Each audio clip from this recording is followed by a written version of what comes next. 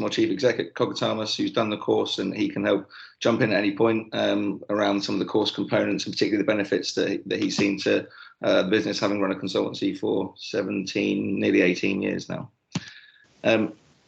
So background around the course. This is an initiative announced by Rishi Sunak when he was the Chancellor back in March 2021. It's all about boosting the growth and productivity of UK SMEs, particularly focused on sort of improving resilience and sustainability.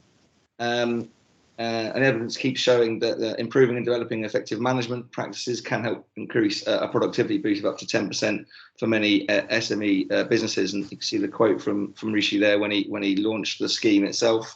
And we now know, having been in operation for 2 years, it's the single most successful policy initiative that the government have to help improve the growth of SMEs. So really pleased to be involved in and helping that to be delivered. It's being run across 52 business schools around the country, including 6 in the eastern region. So AIU at Cambridge, which has also got a campus in Chelmsford, University of East Anglia in Norwich, University of Hertfordshire and Bedfordshire, and also Cranfield University, which is now running a completely online version of the course. Give you a broad overview of the course. So it's been a practical leadership course aimed at SME leaders, and it's been developed by both business experts, academics and entrepreneurs at different accredited business schools. It's really difficult when you're running a business to take the time out to do anything that's non-business related. But so as a consequence, it's been designed to sort of sit alongside full-time work. It says there's commitments 50 hours over 12 weeks, but you could flip around and say it's 4 hours a week. It's half a day really of time. The majority of those sessions, 8 out of the 12, will be online, unless you do the course with Cranfield, and then the whole course is online. So the reason why we've been engaged by government is because they're not providing funding for 90% of the course, which means you're getting about £8 worth of training and expertise at the cost of just £750 per person. I should also point out some universities are taking the opportunity to match that funding themselves of £750. So in some areas, if you get to the right course, it's possible to almost get the course for no cost to yourself. As I said, it's been delivered by 60 different business schools across the country. And this combination of sort of face-to-face and group sessions also is supplemented by a mentoring, one-to-one support from key business mentors who are matched to the sort of the different cohorts and the different expertise that are on the group from your own businesses. So you're trying to get somebody who's had or overcome similar challenges to yourself in your business life. And the feedback we've had from people who've done the course is this is probably one of the key, sort of the most useful pieces of the course element, because you're really getting that practical advice from people who've been through similar experiences and how you can then adapt that to your own business. And the whole idea of the course is that you come out with it with a growth action plan. So how to take your business to the next level and improve either some of your internal processes or your marketing or your financial management, whatever your challenges that you're facing. So the course is broken down into four real components with 12 modules, one for each week. The first one is around strategies for growth and innovation. This is really about how you want to develop the business for the future. Sort of looking at your strengths, core capabilities, plus opportunities, as well as your current and potential markets. So it's really an opportunity to take a step back, see how far you've come with the business, where you want to take it going forward, and really how there's opportunities to take advantage of some of the innovation out there, some of the digital markets and adaptation, and how that can really help drive the growth and productivity of your business. Second one focuses more on sort of engaging with customers, and everybody's got a business plan somewhere, but actually having that chance to go back and say, what are my mission, what's my values, what do we really care about as a business, and how do we connect with our customers and the people that we want to sell our services and products to. And this is about looking at so this section focuses on how you build the demand and sort of segment your markets. And so you really have a sort of a strategic and tailored approach to sort of your marketing and some of the way that you sell yourself to the broader world. Third part looks at building a sustainable and agile business, and sustainability is a huge buzzword across the business world at the moment. But it's also about developing good practice and practical leadership of your management and of your teams. And I think sometimes this is stuff that we do inherently when we're running a business, stuff you don't even realise, oh, there's a bit of theory and management process there behind it, and you just get on and do it, and you're managing people. But this kind of, again, gives you the opportunity to take that step back and look at how you both not only challenge and support your staff, but develop people as well and help improve them and improve your business as a result. And that looks at things as well, sort of, with the new hybrid world we're all operating in and more agile ways of working, how you can build and maximize those benefits to your business. And the last section is around sort of operational and financial strategies. Again, something that people, I think, just get on with whilst they're running businesses, but how you sort of monitor that progress, that financial information, and how we use it to inform decision making. Sometimes we only get around to doing that at the end of the sort of financial year, but having a sort of more strategic approach to that financial management and options to finance growth. And I think one of the really powerful bits of feedback we've had from alumni that have done the course is that they're then sort of ready to, oh, well, I've spotted a gap here that I need to take advantage of. Can you help me in terms of accessing maybe some venture capital finance or some other parts of finance? And there's all sorts of other organisations as well, part of the government sort of wider UK innovation networks, people like Innovate UK and such like that, and the British Business Bank, where actually you now realise, hey, I need to go and speak to these people to get that bit of finance that will help me buy that product or develop that service. And again, plugging into a business school and a network through a university is a really powerful way to find that wider network as well, I think, and understand the opportunities that may exist that you may not be fully aware of. The ultimate goal really is, as I said, is to come out of a growth action plan, and this is really important to emphasize. This is tailored to your business and your business challenges. It's not a generic sort of here's a growth plan that all businesses can apply. It's really developed with you. You develop it throughout the course, and it's yours. You have ownership of it, and that will include a real key and organised set of actions for you to deliver, and importantly as well, a plan on a page, which I'm sure many of you are familiar with. But this is a way of helping to make sure you can communicate the benefits and the decisions you're now taking with your staff and employees. And another key aspect to the course is when you've finished and you've got your growth plan, there's an alumni network. So most of those business schools that I've mentioned at the start have done 2, 3, maybe even 4 numbers of cohorts already. And this allows you to plug into all of the people that have done the course, so not just the people that are on the course that you happen to do, and you can then sort of grow your business beyond just the initial number of people that you engage with. There's also a whole range of sort of other events, masterclasses, sort of practical seminars that the business schools offer, as well as a sort of myriad of ongoing networking opportunities with other entrepreneurs. So again, it's not just a sort of one-off course, you come and do it and you disappear. The idea is to plug you into a sort of a wider network that really helps benefit the business for the long term. So, Paul, I think Mark had a quick question. I don't know whether he wants to quickly. I had some observations to offer there, if it would be helpful. I wonder if you could go back, Paul, just one. Just as when we were awarded the contract to promote the course, we thought it would be a really good idea if one of us actually did the course. And as the business owner and business leader, that responsibility fell to me. So I don't want to talk about all 12 modules, but I just thought I might give you some brief illustrations of how I found the course helpful. So just picking from part 1, strategies for growth and innovation, digital transformation. Without giving anything away, I think it'd be fair to say I was born before the digital age, and that's true of a lot of business owners. So although we've learned and adapted, and here we are sitting on this digital tool today, having this conversation, the digital transformation module does give you a much broader sense of what the role of digital services and technology can be in running and growing your business, as I say, particularly if you haven't been born into this era. So I found that was very thought-provoking. I also found that, and this might be surprising because it sounds a bit kind of fluffy in a way, but in part 2, engaging with customers, module 4, vision, mission and values, I found people got tremendously sort of engaged with and animated during that session and almost didn't want it to end.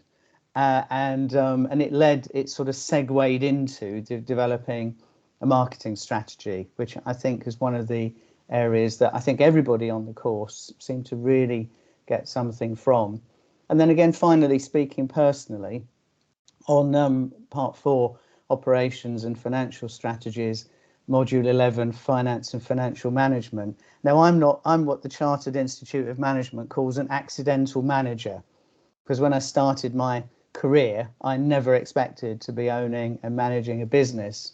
And the financial and financial management stuff I've kind of picked up along the way, often with sort of best guess as my approach.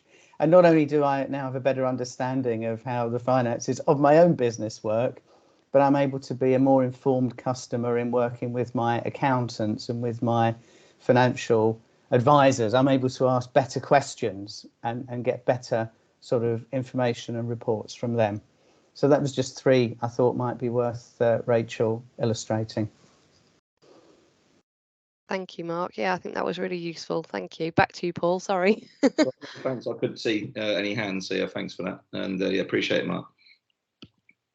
So that's sort of the outline of the course and some of the key components, and this is a look at the sort of time commitment. So I said sort of 50 hours over 12 weeks, 8 hours of peer-to-peer learning sessions with key facilitator, 16 hours of webinars as well, including breakout sessions. So you're not just being talked to the whole time. It's a really opportunity to be engaged.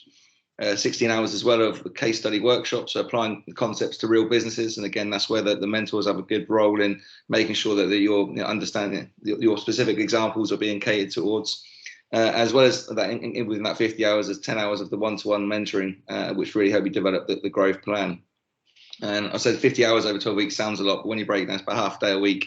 And a mixture of the majority of that is online, 8 out of the 12 sessions and 4 in person.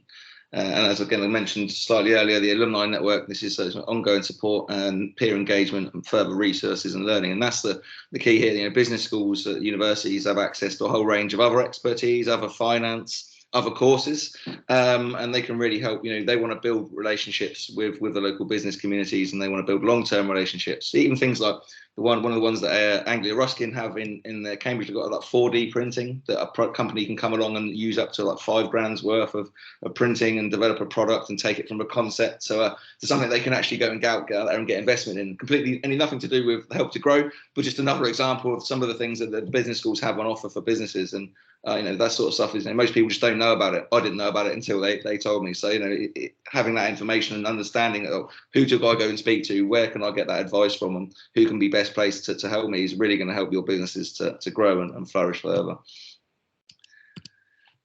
Eligibility. Now this is dictated at political grades well above my level and long before we were involved. But this is the eligibility of the course as it currently stands. So you must be an SME.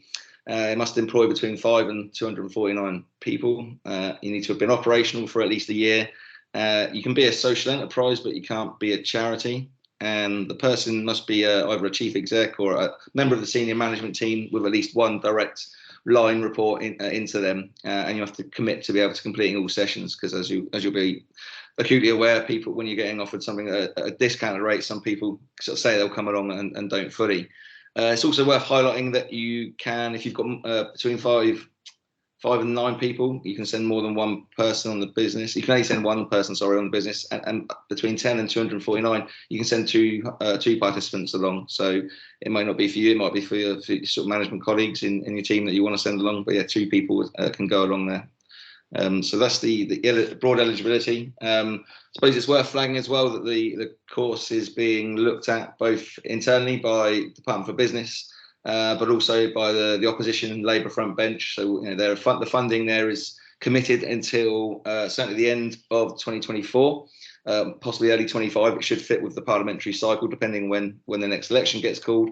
But for all the indications seem to be that the course will continue in some form, and that they're looking at expanding. And we know that Labour are quite keen on, can you amend that eligibility to make it a little bit more flexible, because 80% of SMEs in the UK probably don't fit that criteria. So in terms of getting the help to the organisations that would benefit most from it, is something that both the department and the opposition are looking at how they can adjust. So, but of course, with Treasury involvement, you always have to set some criteria somewhere when we're giving out public sector capital. Just to flag, these are the upcoming courses confirmed so far in the east of England. So 24th of January for Anglia Ruskin University, and they've got, of course, they've done two campuses, one in Peterborough, one in Cambridge, and they also got one in Chelmsford. And I know they'd be really keen to run the course there if the demand can be generated.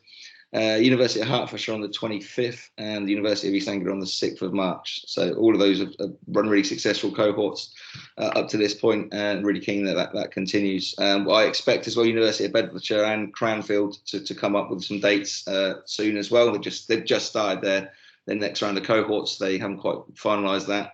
And it's also worth flagging the University of Leicestershire, is also running a course, but at Cambridge in the campus, one of the campuses there. So although not a university within the East directly, more East Midlands, there's also an extra course being operated there.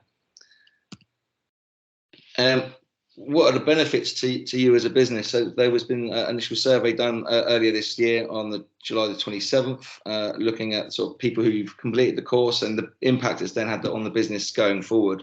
Really pleased to see that 90% of the people who've done the course said they would recommend it to other business leaders, which is encouraging.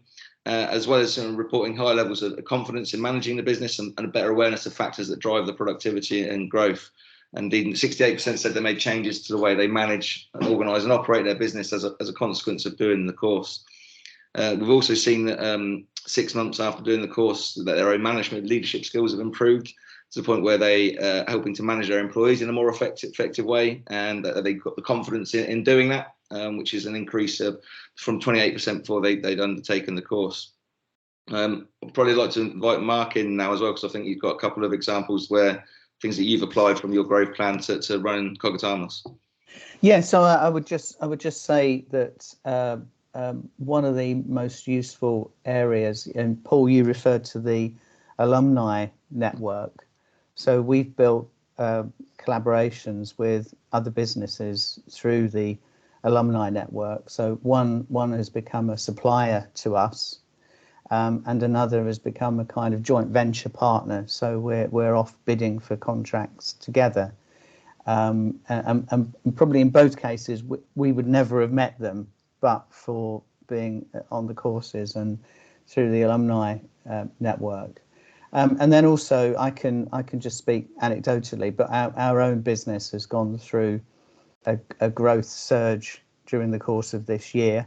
I think that's partly a sort of post-COVID recovery, but then that's one of the reasons the courses were set up, was to help businesses recover from COVID. And you know, again, in engaging with those financial advisors, in a more informed way, I can see the actual impact on our earnings, revenue, profitability, and so on. Through having done this. So the investment that you make, as Paul says, sometimes you don't even have to make the investment. Some course cohorts are fully funded, but the investment of £750, which I made, I do regard as having been money well spent. Thanks, Mark. Without wishing to put you on the spot, is there anything that from your own growth action plan that you wrote that you said, well, we've implemented that, and I can see it's improved the way I manage or the business itself Yeah, I think we could say, Paul, that we've got a much more coherent approach to marketing now, and making that digital connection as well, much better understanding of digital marketing than we previously had. And I think we've got a better sense of having a strategy as well, just having a strategy, having some objectives, rather than the living from day to day, because I think there's an awful lot of us that own and manage small businesses. We live from day to day, if we're lucky, maybe week to week, and sometimes it's really good to have a sort of longer horizon to project for. And I'd also come back as well to that point you made about the sessions where you're together with other small business owners, not just the sort of more structured lecturing, if you like, part of the course, but also the shared experience part where you do learn from other people. You also realise you're not alone, and that so many small businesses, even in completely different sectors, share the same kind of management, marketing, cash flow challenges, and you learn from one another about the tactics that people have employed to deal with some of those issues. Thanks so much. Really appreciate that insight, Mark. Got a couple of testimonials here from people who've done the course like Mark in the region. Mentioning the peer-to-peer network here, their own leadership journey, and just that opportunity to take the time out from the business to focus on the real key strategic changes that you want to make. And I think it's so difficult for so many business owners to have that and find that time. Mary here from Angular Translations really highlights the benefit that had to her business. And I should have flagged earlier at the start, but the course is designed. This isn't meant to be sort of really high MBA academic. It's not developed to try and make you wish you'd done some other course at university. It's based on people from coming straight out of the work with no necessarily academic qualifications. So it's been really catered to helping you and make it a really valuable and practical business tool and assistance. Also from Stephen here at Cruton, he did the course at ARU. And that they were dealing with a real massive change scenario, both across their business, but also both internally within the business. And I think again that opportunity just to take that step back and make sure that they really understood where they wanted to grow and how they wanted to grow was a really valuable opportunity. I think came along at the perfect time for them. This link here and the QR code can take you direct to the Small Business Charter website if you're interested in finding out anything more and more detail. I'll leave it up there for a little bit, and there's also me at the end. You can get in contact with me or through Rachel directly. But that is the summary of the course. I'm really happy to open up to questions, and I hope that's been informative.